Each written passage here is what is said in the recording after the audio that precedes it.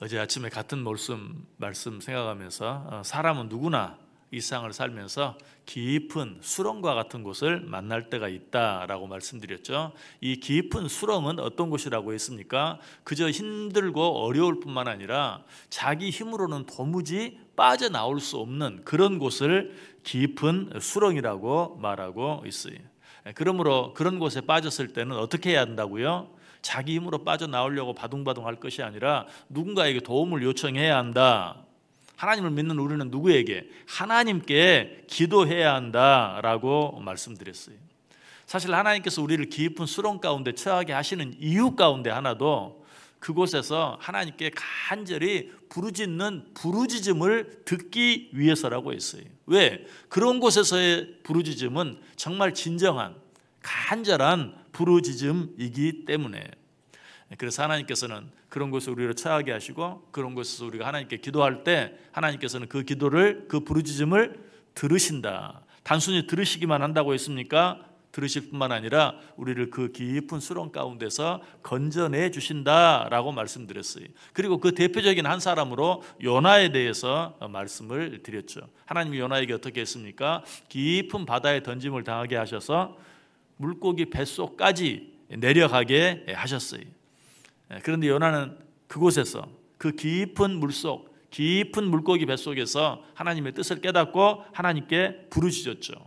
하나님께서는 어떻게 해주셨어요? 그 부르짖음을 들으셨을 뿐만 아니라 그 물고기 뱃속에서 건져내 주셨어요. 그 물고기로 하여금 요나를 육지에 토에 내도록 해 주셨어요. 자, 그런데 이런 은혜를 체험한 사람이 요나만 있는 것이 아니고 또 한 사람이 있어요. 바로 다니엘은 어디에 던져짐을 당했습니까? 깊은 사자굴에 던져짐을 당했어요. 그 사자굴 속에서 다니엘은 어떻게 했습니까? 성경에 사자굴 속에서 다니엘이 하나님께 부르짖었다는 기록은 없어요. 그러나 우리가 미루어 생각해 볼 수 있어요.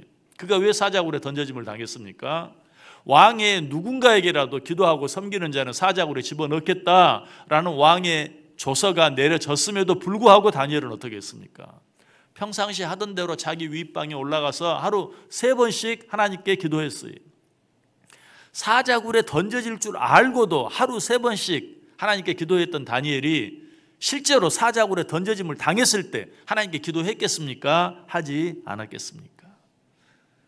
더 기도했겠죠. 평상시 바쁜 일을 하는 중에도 하루 3번씩 기도했다면 사자굴에 던져서 위기 가운데 있을 때 얼마나 더 하루 3번이 아니라 하루 종일 하나님께 기도했을 것이 분명히. 그때 하나님께서 어떻게 해주셨습니까? 다니엘서 6장 22절에 보면 나의 하나님이 이미 그의 천사를 보내어 사자들의 입을 봉하셨으므로 사자들이 나를 상해하지 못하였나이다. 그가 하나님께 부르짖었을 때 하나님이 어떻게 하셨다고요? 사자들의 입을 아예 봉해버리셨어요. 며칠을 굶은 사자였지만 다니엘에게 손 하나 까딱하지 못했다는 것이죠. 왜? 다니엘이 사자굴에 던져질 줄 알고도 기도하기를 포기하지 않았기 때문에. 오늘 본문을 기록한 다윗도 이 사실을 알았어요. 그래서 그는 어떻게 합니까? 깊은 수렁 가운데 있을 때에 하나님께 부르짖었어요. 2절에 나오죠. 주여 내 소리를 들으시며 나의 부르짖는 소리에 귀를 기울이소서. 다윗이 이렇게 기도하는 모습이 시편 69편에 잘 나타나 있어요. 우리 그 내용 한번 읽어볼까요? 시편 69편 1절과 2절 말씀 같이 읽겠습니다. 하나님이여 나를 구원하소서. 물들이 내 영혼에까지 흘러 들어왔나이다. 나는 설 곳이 없는 깊은 수렁에 빠지며 깊은 물에 들어가니 큰 물이 내게 넘치나이다. 지금 시인이 어떤 가운데 있어요? 물들이 내 영혼까지 흘러 들어왔다.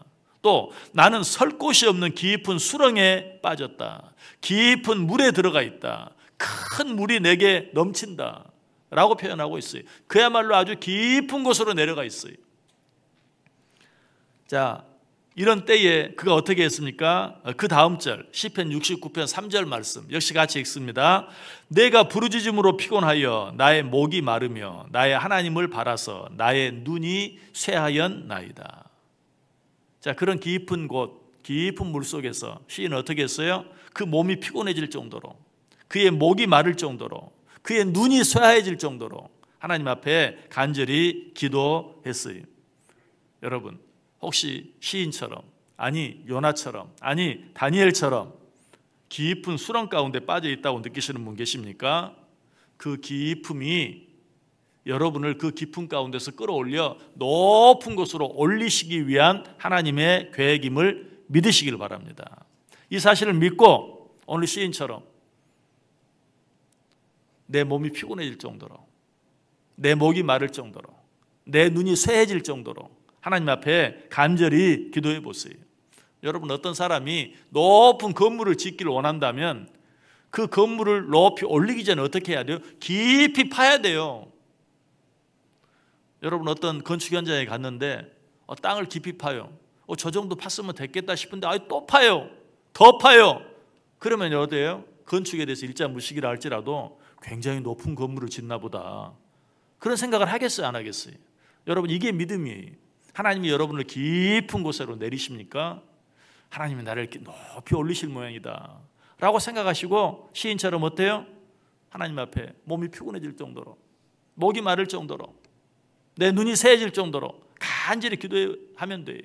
그렇게 하면 하나님이 우리의 기도를 들으실 뿐만 아니라 우리를 그 깊은 곳에서 건져 올리실 뿐만 아니라 우리를 어떻게 높이 올려주신다. 다윗을 깊은 물속에, 깊은 수렁에 빠지게 하셨다가 하나님이 높이 올리셨어요.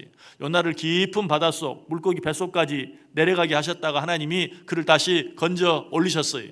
뿐만 아니라 다니엘을 사자굴 속에 던져 넣으셨다가 하나님은 그 사자굴 속에서 건져내실 뿐만 아니라 그를 높이 세워주셨어요. 이것이 하나님의 하는 일이, 이 하나님을 믿는 우리는 어떤 깊은 수렁과 같은 곳에 처했다 할지라도 실망하고 낭망하거나 원망하고 불평할 것이 아니라 그 하나님께 감사함으로 부르짖으면 돼요. 그럴 때 하나님이 우리를 그 가운데서 건져내 주시고 뿐만 아니라 우리를 높여 주실 것이에요. 그래서 아치볼드 심슨이라는 사람은 이렇게 말했습니다. 허영의 높은 산에서 노는 것보다 깊은 위험 가운데서 기도하는 것이 훨씬 더 낫다. 얼마나 멋진 말인지 몰라요. 제 아무리 깊은 수렁 속에 있다 할지라도 그곳이 기도의 처소가 될 수만 있다면 그곳이 축복의 장소가 됩니다. 그러나 제 아무리 높은 곳에 있다 할지라도 그로 인해 기도하지 못한다면 그곳은 저주의 장소가 될 수밖에 없어요. 마귀는 제 아무리 높은 자리에 있는 자라 할지라도 기도하지 않는 자는 우습게 여겨요. 그러나 제 아무리 깊은 곳에 내려가 있는 자라 할지라도 기도하는 자는 두려워해요. 여러분, 혹시 깊은 곳에 처해 있지 않습니까?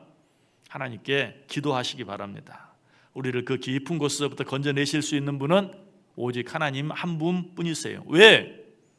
하나님은 제 아무리 많은 물이라도 그 물을 단번에 마리실 수 있는 분이시며 제 아무리 깊은 바닷속이라 할지라도 그 안에 길을 내실 수 있는 분이시기 때문에 그래요. 우리 이 사실 말씀을 통해서 한번 확인해 보고 오늘 말씀 마치겠습니다. 이사야 51장 10절 말씀 같이 읽겠습니다.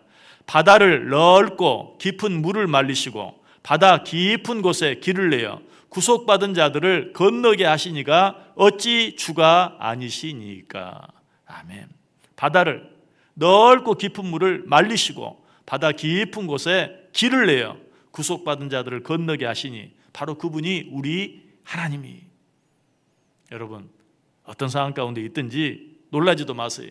두려워하지도 마세요. 하나님께 그저 기도하세요.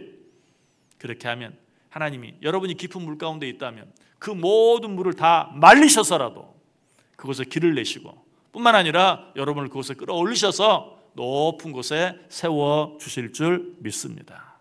이 하나님과 함께 이 하루도 승리할 수 있는 복된 하루 되시기를 주님의 이름으로 간절히 축복합니다.